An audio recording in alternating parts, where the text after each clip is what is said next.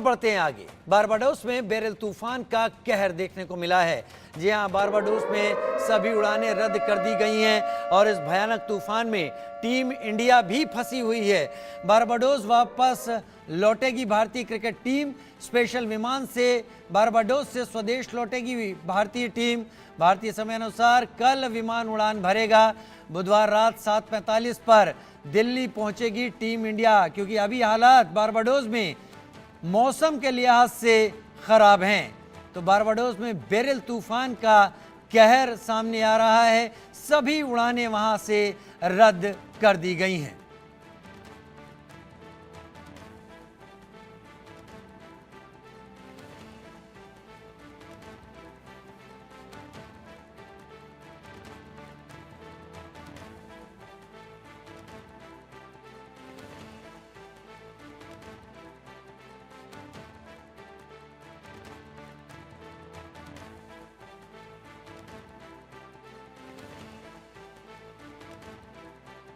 वापस बारबाडोस से लौटेगी भारतीय टीम। स्पेशल विमान से लौटेगी। भारतीय समय अनुसार कल विमान को उड़ान भरने का अब समय है और रात 7:45 भारतीय समय अनुसार दिल्ली पहुंचेगी भारतीय क्रिकेट टीम, क्योंकि बारबाडोस में बेरिल तूफान का इस वक्त कहर है। उड़ानों को रद्द कर दिया गया है। एहतियातन किसी भी उड़ान को टेक ऑफ की इजाज़त नहीं दी गई है और लैंडिंग की भी इजाज़त फिलहाल बारबाडोस में नहीं है। टीम बारबाडोस में मौजूद है इस वक्त। अब एक स्पेशल विमान भारत से गया है।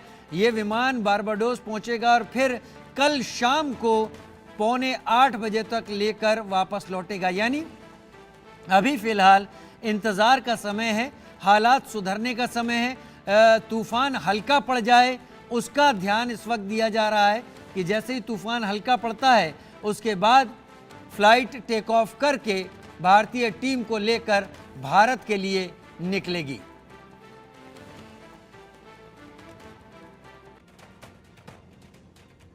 हमारे वरिष्ठ सहयोगी मनोज जोशी बहुत जल्दी हमारे साथ जुड़ेंगे। हम दो तस्वीरें आपको दिखा रहे हैं। स्पेशल विमान से भारत लौटने की तैयारी में है भारतीय क्रिकेट टीम, क्योंकि बारबाडोस में बेरिल तूफान आया है और इस तूफान में भारतीय टीम की वापसी फंस गई है। फिलहाल भारतीय टीम वहां पर ग्राउंडेड है, अपने होटल में मौजूद है, लेकिन भारत के लिए टेक ऑफ करने की अभी किसी तरह की कोई इजाज़त नहीं है। जब तक तूफ़ान हल्का नहीं पड़ता, हालात कंट्रोल में नहीं आते, तब तक प्लेन टेक ऑफ नहीं कर सकते।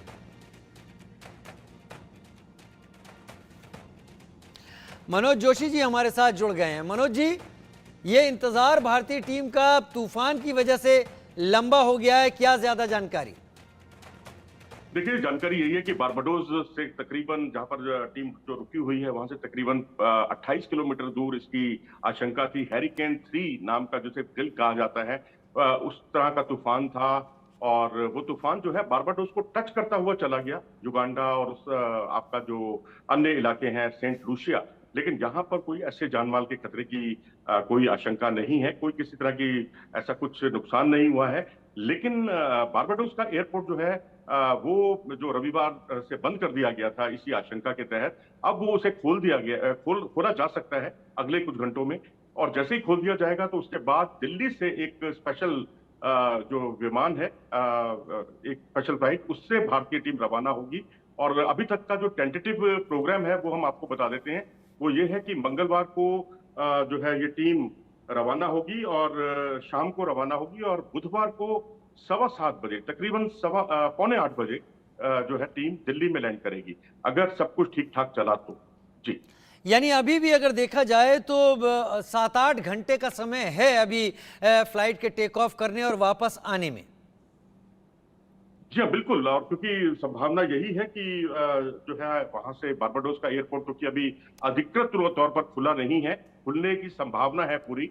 और जैसे ही खुलेगा और वहां फ्लाइट पहुंचेगी भारत से, तो उसमें सभी बीसीसीआई के ऑफिशियल्स, उनके जो भारतीय खिलाड़ी हैं, उनके परिवार और ये सब, और संभावना ये भी है कि जो पत्रकार वहां कवर कर रहे हैं, अगर वहां जगह होती है तो उनको भी साथ में अकोमोडेट करके यहाँ पर टीम लाया जाएगा दिल्ली में 7:45 बजे रात को। जी, आपने सेंट लूसिया का जिक्र किया है, वही जगह है जहां पर वर्ल्ड कप के कई मैच भी हुए थे और वहां पर इसका लैंडफॉल था तूफान का।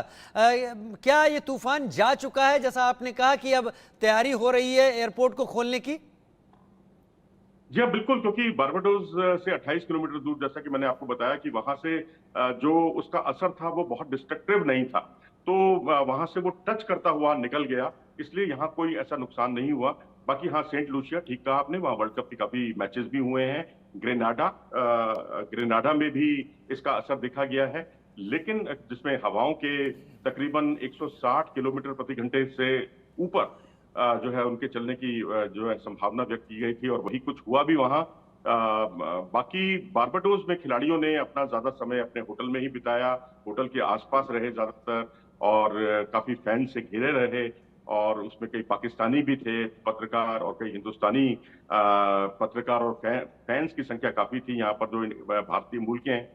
और हर किसी को भारतीय टीम का दीदार करने की एक दिली इच्छा थी। हर कोई बहुत करीब से देखना चाहता था भारतीय खिलाड़ियों को, और क्यों ना देखे भाई, भारतीय खिलाड़ियों ने एक ऐसा कमाल करके दिखाया है जो असंभव को संभव कर दिया। क्योंकि 24 गेंदों पर 26 रन और 6 विकेट बाकी हों, और उसके बावजूद अगर टीम जीत जाए तो अपने आप में बहुत बड़ी बात है। 30 गेंदों पर 30 रन थे, तब भी लग रहा था साउथ अफ्रीका जीतने जा रहे हैं, और बहुतों ने तो उम्मीदें भी छोड़ दी, जैसे कि आपने भी एक कार्यक्रम में कहा कि मैंने तो उम्मीद ही छोड़ दी थी।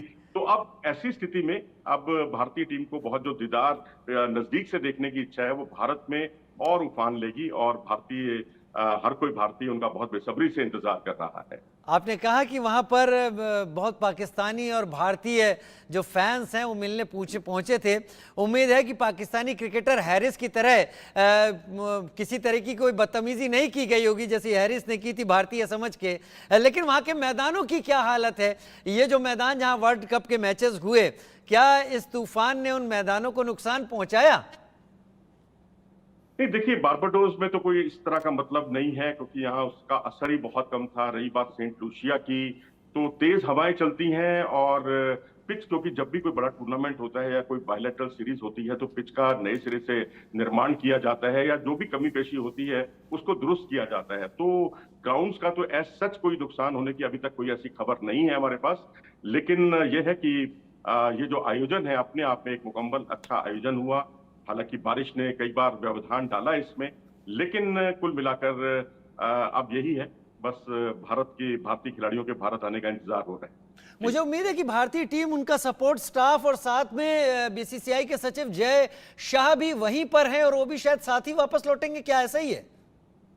जी हाँ, बिल्कुल, वो भी साथ ही लौटेंगे, और उन्होंने ही प्रेस कॉन्फ्रेंस भी की थी, और उसमें कई तरह की बातें भी कही, और आगे के लिए भी उन्होंने दूरगामी योजनाओं के बारे में बताया, और कहा कि WTC फाइनल जीतना और चैंपियंस ट्रॉफी, क्योंकि अगले साल ही चैंपियंस ट्रॉफी भी है पाकिस्तान में, तो अब पाकिस्तान जाएंगे या नहीं जाएंगे इस पर तो उन्होंने पत्ते नहीं खोले हैं। लेकिन ये खैर भारत सरकार का मामला है, विदेश मंत्रालय भी उसमें इन्वॉल्व होता है। लेकिन उन्होंने कुल मिलाकर 2 कोचेस के शॉर्टलिस्ट होने की बात कही, और वो भी हैं, और बीसीसीआई के अन्य अधिकारी भी वहां पर हैं, खिलाड़ियों के परिवार वहां पर हैं। तो सब के सब चार्टर्ड विमान का इंतजार कर रहे हैं। वो वहां पहुंचेगा, बारबाडोस का एयरपोर्ट खुलेगा, और वो भारत आएंगे। जी।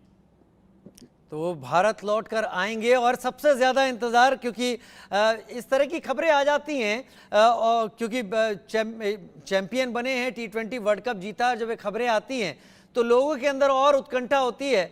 इंतज़ार सबसे ज़्यादा ट्रॉफी का है, टीम का है, या फिर देशवासियों को फिर किसी और चीज़ का?